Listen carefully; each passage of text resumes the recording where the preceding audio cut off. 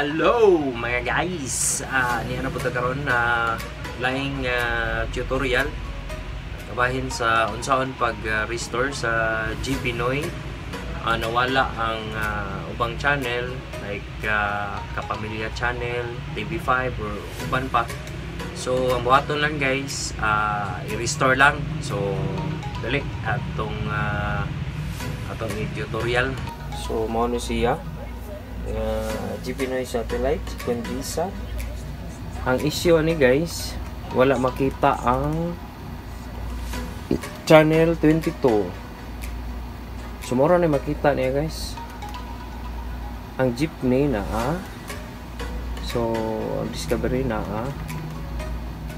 so ang TV5 maoy wapon makita. So mo na siya mag-display TV doon na. So ang buhaton na ni guys, ayun ra i-restore lang ni siya aron mo balik to mga nangawala nga channel. So ang buhaton na ni guys, tuplo ka sa remote dire. So sa G Pinoy nga mga kalan nga remote, ang menu na dire sa ubos. Tubang lang nimo dire sa may G Pinoy, tuplo ko ni nga side karon mo na yung display unya ari ka sa setting.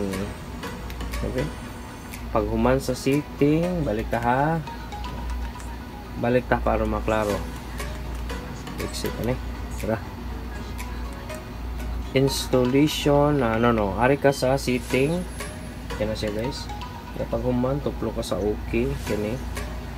Pag human sa okay tuplok ari ka sa default setting, tuplo ko nimo ning ubos padung sa default. So karon na sa default tuplo ko na po nimo ang tunga okay. So pag human sa okay, enter pin paayon kag pin, tuplok lang ka og upat ka 0.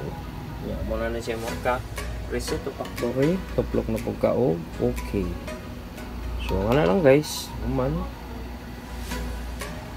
waton na siya nimo siya antod mahuman og scan.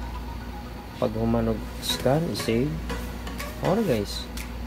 So yun na lang kasi yun nya balik ko nung tanaw kung doon na nabay channel 22. So na 22 channel og TV5 gay na nawala to. So na TV5. So mao to guys, nga na lang kasayon. Salamat sa pagtanaw sa video. Subscribe lang palihog. Kini ang inyong doktor sa appliances o mga gadget. Salamat. Yes,